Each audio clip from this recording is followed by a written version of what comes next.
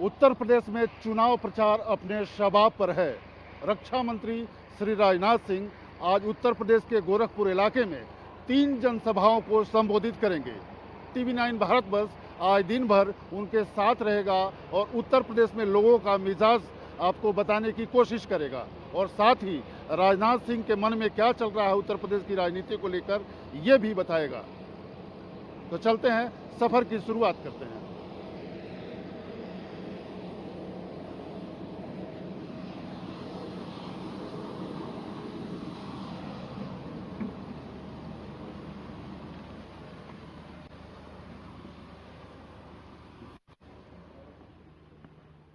उत्तर प्रदेश के पूर्व मुख्यमंत्री, बीजेपी के पूर्व अध्यक्ष और मौजूदा रक्षा मंत्री श्री राजनाथ सिंह जी अभी हमारे साथ हैं। बातचीत करते हैं। उत्तर प्रदेश में कैंपेन करने जा रहे हैं। रोज 2 से 3 से 4 सभाएं ये कर रहे हैं। क्या माहौल है, इस पर बातचीत करेंगे। राजनाथ सिंह जी, उत्तर प्रदेश में सबसे पहले जो चुनाव चल रहा है, 3 फेज का चुनाव हो चुका है। आपको अब आप आकलन लगा चुके होंगे, कहाँ जा रहा है चुनाव? जो अब तक के 3 फेजेस के चुनाव उत्तर प्रदेश में हुए हैं और अनुमान यही है कि भारतीय जनता पार्टी को कमोबेश उतनी ही सीटों पर विजय प्राप्त हो रही है जितनी सीटों पर 2017 के विधानसभा चुनाव में विजय प्राप्त हुई थी। तो सब मिला जुला कर मेरा अनुमान यह है कि भारतीय जनता पार्टी को इस 2022 के चुनाव में भी लगभग वही सीटें प्राप्त होंगी जो 2017 के चुनाव में प्राप्त हुई थी। लेकिन 2017 से इस बार परिदृश्य बदला है। 2017 में आप सत्ता में नहीं थे, अखिलेश यादव के खिलाफ एंटी इनकम्बेंसी था। इस बार आपके जो पुराने कई नेता थे वो अब साथ छोड़कर जा चुके हैं, पूरब में भी, पश्चिम में भी, बीच में भी। तो उसका असर कितना मानते हैं जो नेता साथ छोड़कर चले गए? देखिए, उत्तर प्रदेश सरकार की एक साख और विश्वसनीयता इन 5 वर्षों में बनी है। कोई भले ही चला गया हो इधर उधर, उससे कोई खास अंतर नहीं पड़ने वाला है। कानून और व्यवस्था के मोर्चे पर भी बहुत ही शानदार कामयाबी हासिल हुई है और वहीं पर विकास कार्य भी बहुत ही तेजी के साथ हुए हैं। जन सामान्य को भी जो आवश्यक सुविधाएं मिलनी चाहिए, काफी हद तक वो सब सुविधाएं प्राप्त हुई है। और दूसरी चीज, हमारे प्रधानमंत्री मोदी जी ने भी जिस तरीके से उन्होंने विकास कार्यों को सारे देश भर में गति दी है, और सबसे बड़ी विशेषता हमारे प्रधानमंत्री की यह है कि इस आधार पर कोई भेदभाव नहीं किया कि कहाँ हमारी सरकार है, कहाँ हमारी सरकार नहीं है, लेकिन सारे देश का विकास होना चाहिए। एक बड़ा उद्देश्य सामने रखकर उन्होंने बहुत बड़े बड़े कदम उठाए हैं। यदि सारे उनके उठाए गए कदमों की अथवा जो भी कार्यक्रम उन्होंने लागू किए हैं उनकी मैं चर्चा करूंगा तो एक लंबा समय लगेगा। तो यहाँ पर मोदी जी का भी प्रभाव का जो इम्पैक्ट है वह है, और वहीं पर हमारे उत्तर प्रदेश के मुख्यमंत्री योगी जी ने भी बहुत ही शानदार काम मिला है। इन सब सारी चीज़ों का असर है।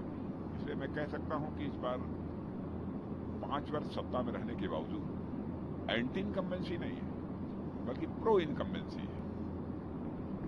एंटी इनकम्बेंसी नहीं है, प्रो इनकम्बेंसी है। आप कह रहे हैं कि लॉ एंड ऑर्डर बहुत अच्छा है, लेकिन उत्तर प्रदेश में जब जिक्र हो रहा है लॉ एंड ऑर्डर का, तो कन्नौज का जिक्र हो जा रहा है, लखीमपुर खीरी का जिक्र हो जा रहा है, और एक तरह से ये भी आरोप लग रहा है कि एक खास समुदाय के लोगों को बहुत सप्रेस करके रखा गया है, उनके साथ न्याय नहीं किया गया है। ये आरोप लगाए जा रहे हैं समाजवादी पार्टी। नहीं, देखिए, इतने बड़े राज्य में 1-2 घटनाएं कहीं पर भी कभी हो जाती हैं, उस आधार पर इसका आकलन नहीं किया जा सकता कि कानून और व्यवस्था की स्थिति खराब है। अब इतना बड़ा राज्य में, देश का सबसे बड़ा राज्य है, लगभग 24 करोड़ की यहाँ की पॉपुलेशन है, तो 1-2 छोटी मोटी घटनाएं कहीं पर हो सकती हैं। उसको कानून और व्यवस्था के साथ जोड़कर नहीं देखा जाना चाहिए। कानून और व्यवस्था से अलग राजनाथ सिंह जी, जो कहा जा रहा है कि अल्पसंख्यक जो है वो उसको स्पेस नहीं मिल पा रहा है, जो पहले मिलता रहा है, और इसको कहीं न कहीं बीजेपी दूसरे ढंग से भुनाने की कोशिश कर रही है। आपको लगता है कि इस तरह की राजनीति उत्तर प्रदेश में जो हो रही है वो ठीक है? देखिए, हमारे विपक्षी दल जो है उनके पास कोई मुद्दा शेष बचा नहीं है। केवल भारतीय जनता पार्टी को बदनाम करने की कोशिश कर रहे हैं कि भारतीय जनता पार्टी धर्म और मजहब के आधार पर कोई डिवीजन कर रही है, जबकि हकीकत यह है कि धर्म के आधार पर, मजहब के आधार पर डिवीजन करने की कोशिश यदि किसी के द्वारा की जा रही है, समाजवादी पार्टी के द्वारा की जा रही है, कांग्रेस के द्वारा की जा रही है, बहुजन समाज पार्टी के द्वारा की जा रही है। बीजेपी जाति, पंथ और मजहब की राजनीति नहीं करती है। बीजेपी इंसाफ और इंसानियत की राजनीति करती है। हम लोगों का एक सिद्धांत बहुत स्पष्ट है, justice to all, appeasement of none. न्याय सभी के साथ होना चाहिए, तुष्टीकरण किसी का नहीं होना चाहिए। लेकिन आप उत्तर प्रदेश के राजनीतिक परिदृश्य को देखेंगे, सहज रूप से इस नतीजे पर आप पहुंचेंगे कि तुष्टीकरण की राजनीति यदि किसी के द्वारा की जा रही है, उसमें सबसे आगे यदि कोई है तो समाजवादी पार्टी और कांग्रेस पार्टी है। और बहुजन समाज पार्टी ने भी यही रास्ता इसके पहले भी अख्तियार किया था, और यहाँ इस बार भी इस रास्ते को छोड़ने को तैयार नहीं है। तो सभी राजनीतिक पार्टियों की यही हालत है। लेकिन भारतीय जनता पार्टी जाति, पंथ अथवा मजहब के आधार पर राजनीति नहीं करती है, और किसी भी सूरत में हम लोग इस प्रकार की राजनीति को स्वीकार नहीं कर सकते। पश्चिमी उत्तर प्रदेश में जाट वोट 2014, 17, 19 में आपके साथ दिखा और था भी काफी हद तक। इस बार वो आपसे दूर जा रहा है, ऐसा बताया जा रहा है, ऐसा कहा भी जा रहा है, चूंकि आरएलडी और सपा एक साथ चुनाव लड़ रहा है। आपको लगता है कि पश्चिम में उसका नुकसान हो रहा है? देखिए, शायद कुछ लोगों के द्वारा यह बात इसलिए की जा रही है कि लंबे समय तक किसान आंदोलन चला है, लेकिन उस आंदोलन का कोई असर नहीं है। हमारे प्रधानमंत्री जी ने जिस संवेदनशीलता का परिचय देते हुए जो तीनों कृषि संबंधित कानून थे, एकाएक उसके रिपील करने की उन्होंने घोषणा की और बाद में रिपील भी कर दिया, तो एक उसका एक पॉजिटिव इम्पैक्ट हुआ है लोगों के ऊपर, सकारात्मक उसका प्रभाव पड़ा है लोगों के ऊपर। देखिए, देश का प्रधानमंत्री होने के बावजूद आज तक ऐसा नहीं हुआ है कभी कि उन्होंने अपनी तरफ से कोशिश की, हम लोगों ने कोशिश की कि अपने जो हमारे किसान भाई हैं, कुछ नेता जो आंदोलन में शामिल हैं, उनको समझा बुझाकर इस मामले को रफा दफा किया जाए। बल्कि हम लोगों ने तो यह भी कहा कि जो कृषि संबंधित कानून है उनके जिस भी क्लाज में आप संशोधन करना चाहते हो, वो संशोधन करने के लिए भी हम लोग विचार कर सकते हैं। फिर भी कोई संशोधन उनके द्वारा भी नहीं सुझाया गया। तो फिर अंततोगत्वा कहा कि हमारे प्रधानमंत्री ने कि हम भाई उनको समझाने में सफल नहीं हो पाए, कामयाब नहीं हो पाए, तो हम इस कानून को ही वापस लेते हैं। और उन्होंने वापस ले लिया। तो जिस संवेदनशीलता का परिचय दिया है, जिस मन के बड़प्पन का जो उन्होंने परिचय दिया है, उसकी सराहना हो रही है। इस कारण समाज का कोई वर्ग हमसे टूटा हो अथवा हमसे दूर चला गया हो, बिल्कुल ऐसा नहीं है। आप मानते हैं कि जो किसान आंदोलित थे, या खास करके पश्चिमी उत्तर प्रदेश में जाट जो आंदोलित थे, वो चुनाव आते आते आपके पक्ष में आ गए? देखिए, यह कहना कि पूरी जाट कम्युनिटी आंदोलित थी, यह न्याय संगत नहीं होगा, और जाट कम्युनिटी के साथ भी यह इंसाफ नहीं होगा, न्याय नहीं होगा। ऐसा नहीं है कि पूरी कोई कौम इसके कारण कोई आंदोलित थी। एक दूसरा फैक्टर जो पूर्वांचल में काम कर रहा है, ओम प्रकाश राजभर जो आपके साथ थे पिछले बार चुनाव में, वो आपके साथ दूर चले गए और उन्होंने मुख्यमंत्री पे तमाम तरह के आरोप भी लगाए कि वो ठीक से साथ नहीं चल रहे हैं। अब उनकी एक कम्युनिटी खास करके उस पूर्वांचल के इलाके में क्या बीजेपी के साथ आपको लगता है कि आएगी? और चूंकि वो अखिलेश यादव से अलायंस करके इस बार चुनाव लड़ रहे हैं, उसका कोई असर होगा? देखिए, ओम प्रकाश जी की पार्टी के, समाजवादी पार्टी के से गठबंधन करने के बावजूद उनकी जो बिरादरी है, आप जिस राजभर बिरादरी की तरफ आप इंगित करना चाहते हैं, राजभर यह कौम, मैं दावे के साथ कह सकता हूं कि 75-80% प्रारंभ से ही यह बराबर भारतीय जनता पार्टी के साथ रहे हैं, और इस बार भी कमोबेश वह रहेंगे भारतीय जनता पार्टी के साथ। उस कम्युनिटी के किसी नेता के कहने पर वह बिल्कुल भारतीय जनता पार्टी का से रिश्ता अपना तोड़ देंगे, यह कदापि संभव नहीं है। राजभर कम्युनिटी का भी हम को अच्छा खासा वोट मिल रहा है।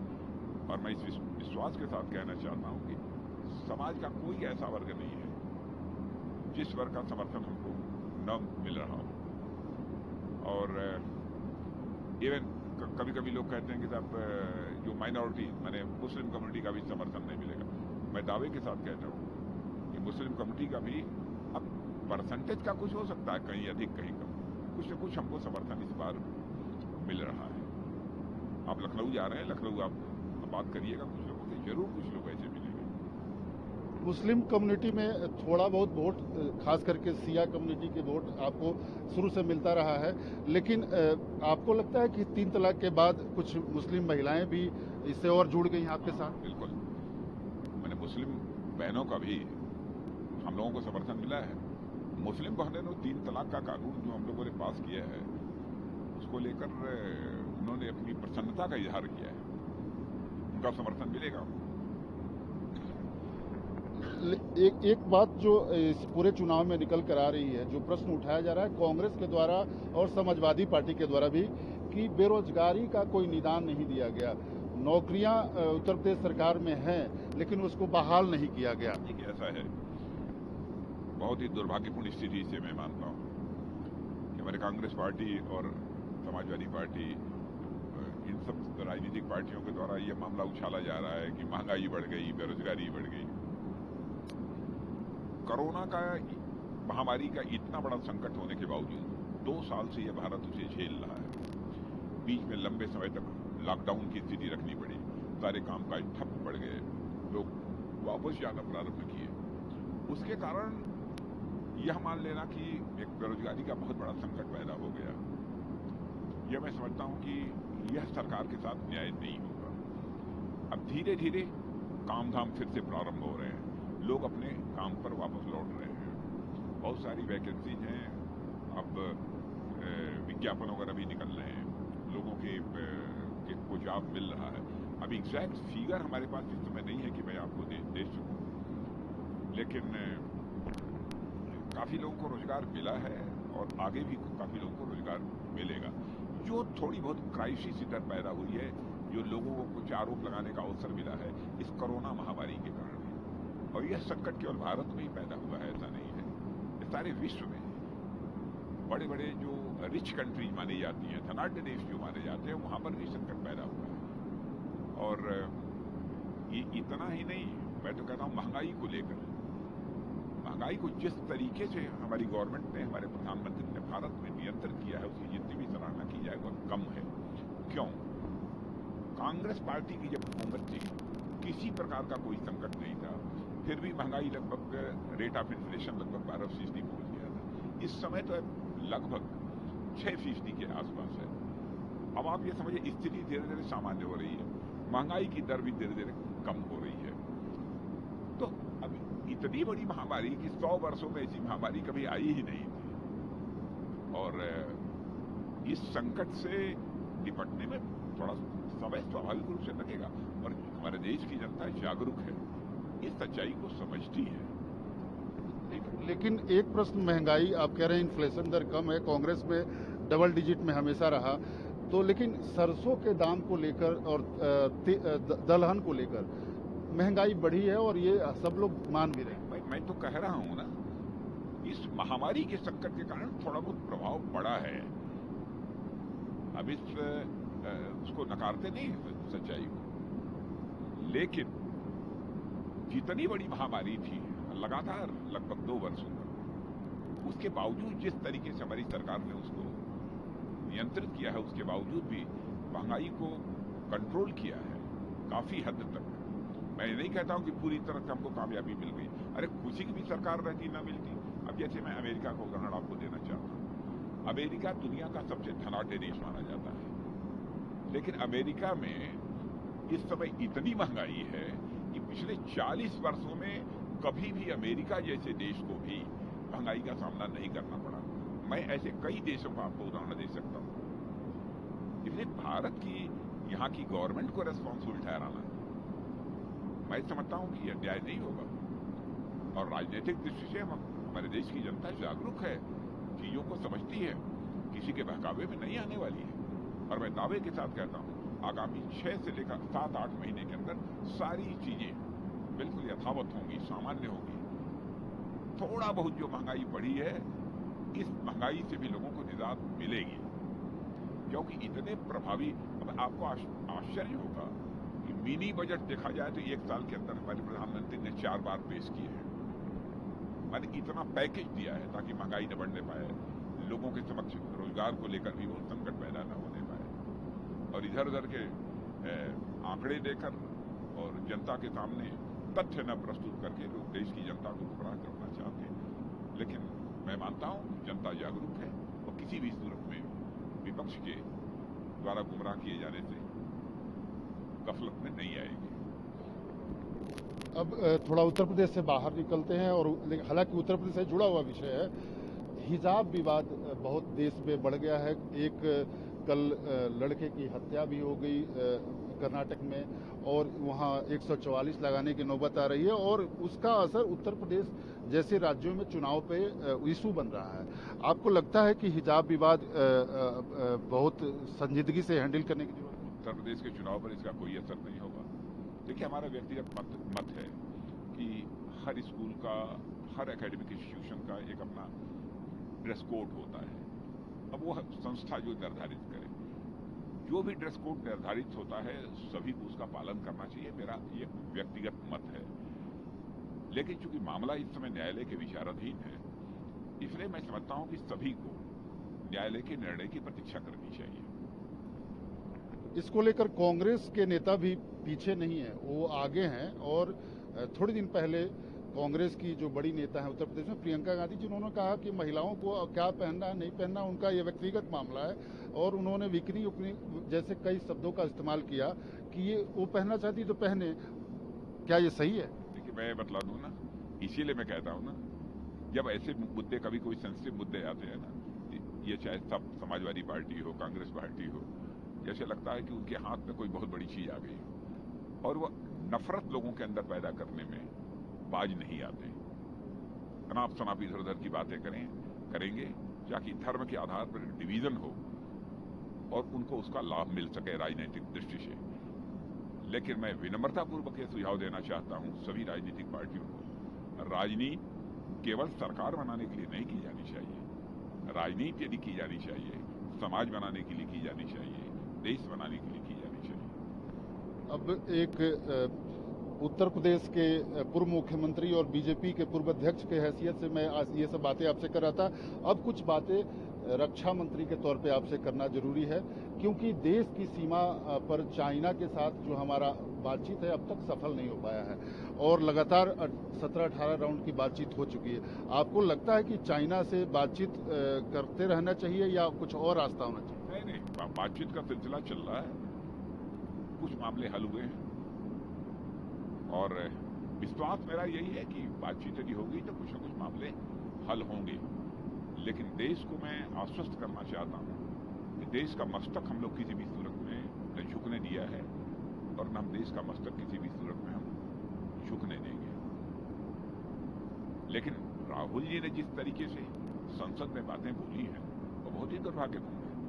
आपने देखा होगा, उन्होंने कह दिया कि भारत की सेना के जवान बड़ी संख्या में मारे गए और चाइना के तो बहुत ही कम 3-4 शहीद हुए। उनका तो यही कहना था। लेकिन उसी के एक दिन आगे पीछे ऑस्ट्रेलिया के एक खोजी पत्रकार ने ऑस्ट्रेलिया का ही अखबार ग्लैक्सान में लिखा कि हमने पूरी छानबीन करने के बाद, लोगों से बातचीत करने के बाद, तथ्य इकट्ठे करने के बाद इस नतीजे पर पहुंचे हैं कि भारत और चीन के बीच जो संघर्ष हुआ था उसमें चाइना के 38 से लेकर 50 लोग मारे गए। उन्होंने यह बात कही है। आप मेरी बात पर विश्वास नहीं करते हो तो उनकी बात पर विश्वास करो। रक्षा मंत्री होने के बावजूद कभी भी इस पर मैंने कोई प्रतिक्रिया नहीं व्यक्त की, क्योंकि ऐसे मुद्दों पर बोलने पर उनका इंटरनेशनल कम्युनिटी में भी चर्चा होती है, उसको अदरवाइज भी कभी लिया जा सकता है। तो डिप्लोमेटिक पॉइंट ऑफ व्यू से, कूटनीतिक दृष्टि से यह न्याय संगत है कि ऐसी बातों पर जल्दी कोई बोलना नहीं चाहिए, अथवा जो तथ्य भी हों तब भी कभी कभी आवश्यक होता है कूटनीतिक दृष्टि से उनका खुलासा न किया जाए। राहुल गांधी ने ये भी कहा था कि भारत की जमीन चाइना ने कुछ कब्जा कर रखा है और ये लोग बड़ी बड़ी बातें। देखिए, मैं कहना नहीं चाहता कब हुआ है, क्या हुआ है, वह जानते हैं किसके शासनकाल में हुआ है। मुझे लगता है कि आजाद भारत के इतिहास की भी जानकारी उनको नहीं है। तो मैं कांग्रेस के मित्रों से कहना चाहूंगा कि जरा उन्हें पढ़ाइए। प्राचीन भारत की तो होगी ही नहीं, आजाद भारत के इतिहास की भी उन्हें जानकारी नहीं है। आप तो जानते हैं क्या हुआ, कैसे हुआ। मैं आश्वस्त करना चाहता हूं कि हमारे देश की 1 इंच जमीन पर भी हम किसी को कब्जा करने की इजाजत नहीं देंगे। एक राजनाथ सिंह जी, जो करंट विषय है, और मैं एक बात और भी मैं कहना चाहता हूं, जैसे उन्होंने यह भी कह दिया मोदी जी के आने के बाद चीन और पाकिस्तान की दोस्ती बढ़ गई है। अब देखिए, आजाद भारत के इतिहास की उनको जानकारी नहीं है। क्या उन्हें यह नहीं मालूम है सक्सगाम घाटी, जिस पर कि पाकिस्तान का अवैध कब्जा था, पाकिस्तान ने उसे चीन के हवाले किया। उस समय भारत का प्रधानमंत्री पंडित जवाहरलाल नेहरू थे। इतना ही नहीं, पाक ऑक्युपाइड कश्मीर, पीओके जिसे कहते हैं, उसमें काराकोरम जो हाईवे बना है पाक और चाइना की दोस्ती के परिणाम स्वरूप, उस समय प्रधानमंत्री श्रीमती इंदिरा गांधी थी। चाइना पाकिस्तान इकोनॉमिक कॉरिडोर जब बनना प्रारंभ हुआ है तो उस समय देश के प्रधानमंत्री डॉक्टर मनमोहन सिंह जी थे, मोदी जी नहीं थे। यही कह रहा है ना, तथ्यों की जानकारी उनकी नहीं है। अब लगा दिया कि चीन और पाकिस्तान में दोस्ती मोदी जी के आने पर बढ़ी है। ऐसी बयानबाजी से बचना चाहिए। देश की जनता की आंखों में धूल झोंक कर जनता का समर्थन हासिल करने की ये जो कोशिश है उनकी, वो कभी भी कामयाब नहीं होगी। एक जो मौजूद प्रश्न है, जो अंतर्राष्ट्रीय स्तर पे रसा और यूक्रेन के बीच में तनाव है, और रसा की फोर्स जो है वो बिल्कुल सीमा के अंदर पहुंचने वाली है, ऐसा बताया जा रहा है, और उसके 2 क्षेत्रों को रसा ने मंजूरी भी दे दी। रसा ने मान्यता दे दी है उनके 2 क्षेत्रों को, और वहां पर, लेकिन मैं ये कहना चाहता हूं, यूक्रेन को लेकर जो इस समय मामला चल रहा है, उसमें बातचीत के द्वारा ही ये मामला हल हो तो ये ज्यादा अच्छा है, और संघर्ष की नौबत ना आने पाए। इंटरनेशनल कम्युनिटी को भी इसी दृष्टि से प्रयास करना चाहिए। और मुझे एक अच्छी सूचना प्राप्त हुई है कि अमेरिका के राष्ट्रपति मिस्टर बाइडेन ने अपनी कंसेंट दी है, अपनी सहमति दी है कि हम रूस के प्रेसिडेंट मिस्टर पुतिन के साथ बातचीत करने को तैयार हैं। हो सकता है कि इसका समाधान हो जाए, लेकिन भारत जो चाहता है, भारत यही चाहता है कि डिप्लोमेटिक बातचीत से ही, कूटनीतिक बातचीत के द्वारा ही इस मामले का हल निकलना चाहिए। संघर्ष की नौबत, युद्ध की नौबत नहीं आनी चाहिए। यह केवल 2-3 देशों तक ही सीमित नहीं रहेगा। ये मामला, ऐसे मामले बहुत गंभीर हुआ करते हैं।